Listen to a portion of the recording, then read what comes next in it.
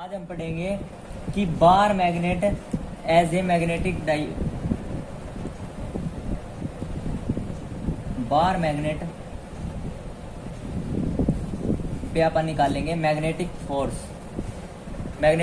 Due to a bar magnetic force due to a bar magnet. तो bar magnet मैंने आपको पढ़ा दिया, तो अब आप मैग्नेटिक फोर्स निकालेंगे बार मैग्नेट पे। मान लो ये साउथ पोल, ये नॉर्थ पोल, इनको अपन ने डी डिस्टेंस से सेपरेट करा हुआ है। ये कोई पॉइंट P है जो यहाँ से लेके यहाँ तक की इसकी दूरी R है। इस P पॉइंट पे मैग्नेटिक फील्ड अपन निकाल लेंगे। तो ये P पॉइंट इस मैग्नेट के लिए कौन सा पॉइंट है? Axial point.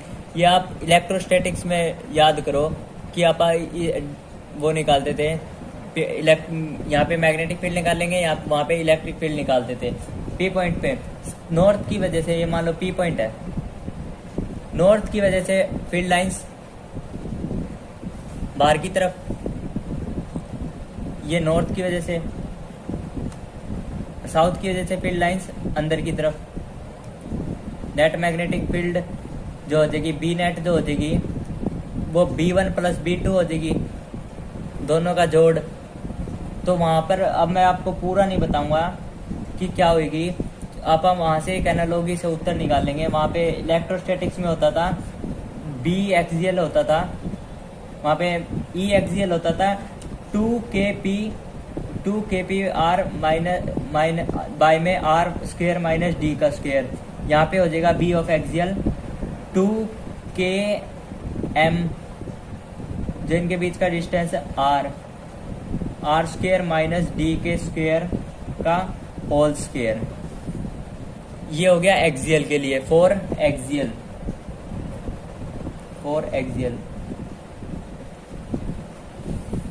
अब आएंगे हम इक्वेटोरियल के लिए। अब इक्वेटोरियल, फॉर इक्वेटोरियल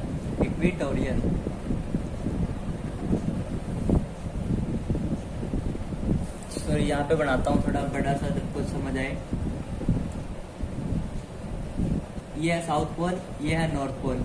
यहाँ पर कोई P पॉइंट है, यहाँ पे मैग्नेटिक फील्ड बतानी है।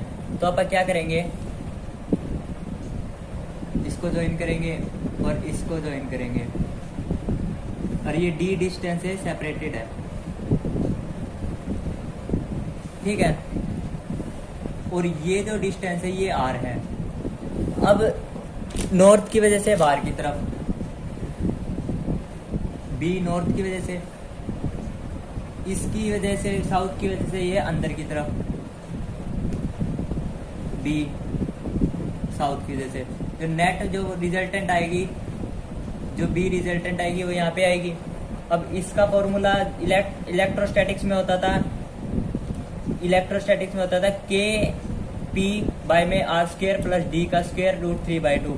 यहाँ पे होएगा B equatorial is equal to Km by में r स्क्वायर प्लस d का स्क्वायर 3/2। ये हो गया इक्वेटोरियल के लिए।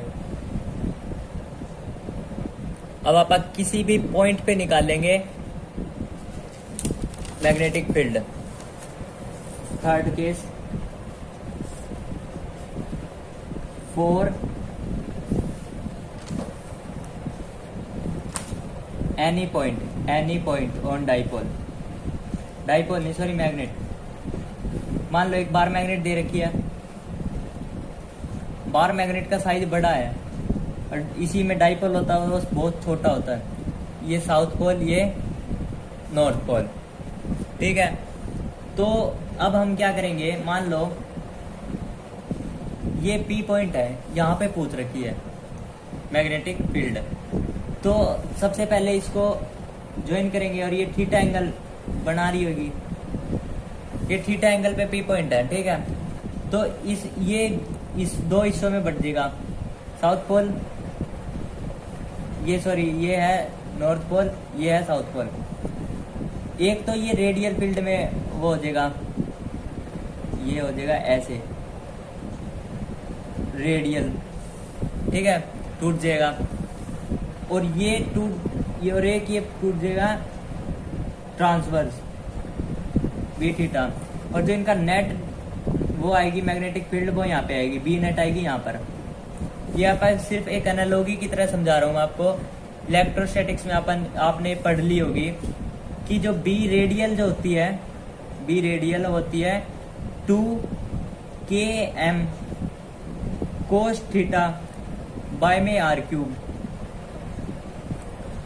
और जो बी ट्रांसवर्स होती है वो होती है km साइन थीटा बाय में आर क्यूब।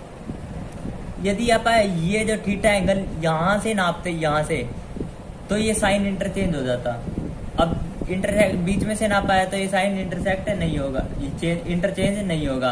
यदि ये थीटा एंगल मान लो यहाँ से नापते तो साइन इंटरचेंज हो जाता, साइन थीटा की जगह कोस थीटा, कोस थीटा की जगह साइन थीटा। ये आ गई बी रेडियल, ये आ गई बी ट्रांसवर्स।